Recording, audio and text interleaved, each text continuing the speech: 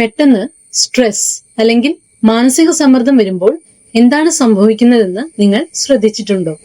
നെഞ്ചിലൊരു ഭാരം അനുഭവപ്പെടും, ശ്വസനം വേഗത്തിലാകുന്നു, തോളുകൾ ഉയർന്നു വരുന്നു, മനസ്സിൽ ഒരേ സമയം 10 കാര്യങ്ങൾ ഓടിയെത്തുന്നു. അപ്പോൾ ആരെങ്കിലും പറയും, ഒരു ദീർഘശ്വാസം എടുക്ക്.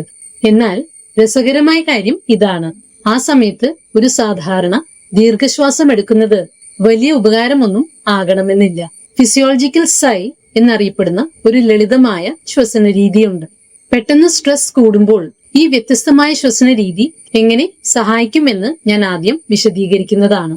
നീളത്തിലുള്ള നിശ്വാസങ്ങൾ എന്തുകൊണ്ട് പ്രാധാന്യം അർഹിക്കുന്നുവെന്നും ഈ പറഞ്ഞ ശ്വസന രീതി എപ്പോഴൊക്കെ ഉപയോഗിക്കാമെന്നും ഞാൻ പറയുന്നതാണ്.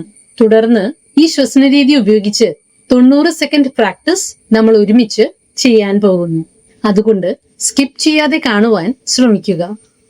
സ്ട്രെസ്, സമ്മർദ്ദം ശ്വസന രീതിയെ മാറ്റുന്നത് ഇതുകൊണ്ടാണ്.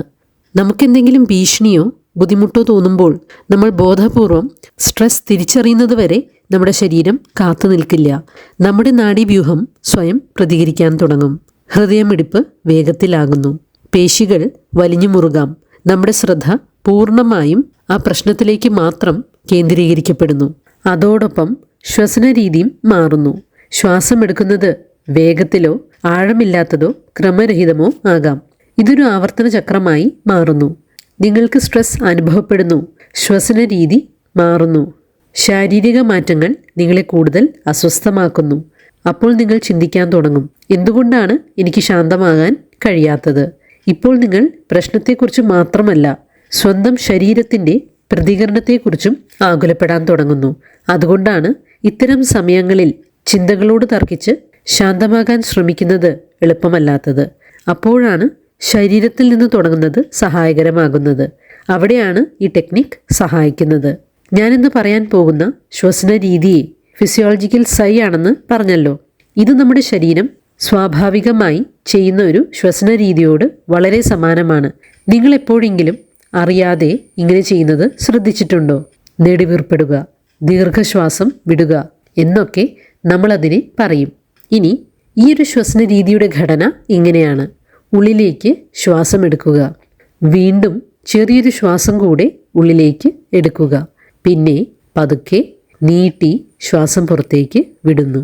ഗവേഷണങ്ങൾ വ്യക്തമാക്കുന്നത് ശ്വാസം പുറത്തു വിടുന്നതിന് പ്രാധാന്യം നൽകുന്ന ഇത്തരം രീതികൾ സ്ട്രെസ് കുറയ്ക്കാനും മാനസികാവസ്ഥ മെച്ചപ്പെടുത്തുവാനും സഹായിക്കുമെന്നതാണ്. പക്ഷേ ഇതൊരു മാജിക് സ്വിച്ച് അല്ല. 90 സെക്കൻഡ് കൊണ്ട് നിങ്ങളുടെ എല്ലാ ഉത്കണ്ഠകളും മാറിപ്പോകുമെന്ന് ഇതിനർത്ഥമില്ല. നിയന്ത്രണം വീണ്ടെടുക്കാൻ, സ്ട്രെസ്സിൻ്റെ തീവ്രത കുറയ്ക്കാൻ സഹായിക്കുന്ന ഒരു ചെറിയ മാർഗമായി ഇതിനെ കാണാം. ഇനി നമുക്കിത് ചെയ്തു നോക്കാം. സ്വസ്ഥമായി ഇരിക്കുക. കണ്ണുകൾ തുറന്നു വയ്ക്കുകയോ അടയ്ക്കുകയോ ചെയ്യാം. ഏറ്റവും പ്രധാനം, ബലം പ്രയോഗിച്ച് വലിച്ച് ശ്വാസമെടുക്കരുത്. ശ്വസിക്കുന്നത് നിങ്ങൾക്ക് സുഖകരമായിരിക്കണം. തലകറക്കമോ അസ്വസ്ഥതയോ തോന്നിയാൽ നിർത്തി സാധാരണ ശ്വസനത്തിലേക്ക് മാറാം. ശ്വാസകോശ സംബന്ധമായ അസുഖങ്ങൾ ഉള്ളവർ ഡോക്ടറുടെ നിർദ്ദേശം സ്വീകരിക്കുക. ഇനി നമുക്കൊന്നിച്ച് 90 സെക്കൻഡുകൾ ഈ ശ്വസനം പരിശീലിക്കാം. ശ്വസനം എണ്ണുന്നതിനെ കുറിച്ചൊന്നും ആകുലപ്പെടേണ്ട. എൻ്റെ സ്വരം പിന്തുടർന്നാൽ മതിയാകും. ആദ്യമായി മൂക്കിലൂടെ പതുക്കെ ശ്വാസമെടുക്കുക. ഇനി പതുക്കെ ശ്വാസം പുറത്തേക്ക് വിടുക. വളരെ നന്നായി. ബലം പ്രയോഗിക്കരുത്. അത് സുഖകരവും ദീർഘവുമാകട്ടെ. വീണ്ടും ശ്വാസം എടുക്കുക.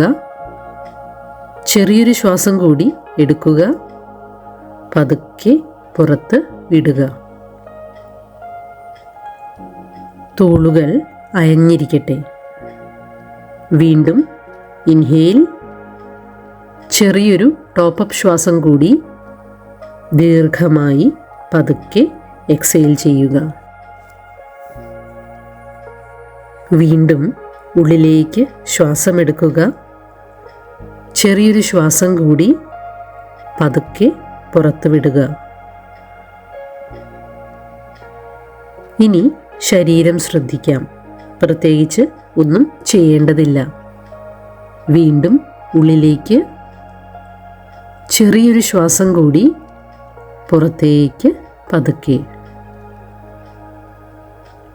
മുഖവും താടിയെല്ലും തോളുകളും അയഞ്ഞിരിക്കട്ടെ. വീണ്ടും ഉള്ളിലേക്ക് ചെറിയൊരു ശ്വാസം കൂടി ദീർഘമായി പുറത്തേക്ക്. ഇതേ സൗകര്യപ്രദമായ താളം തുടർന്നുകൊണ്ടിരിക്കുക.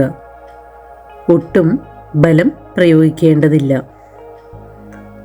ഇനി ഒരവസാന തവണ കൂടി ശ്വാസം അകത്തേക്ക് എടുക്കുന്നു.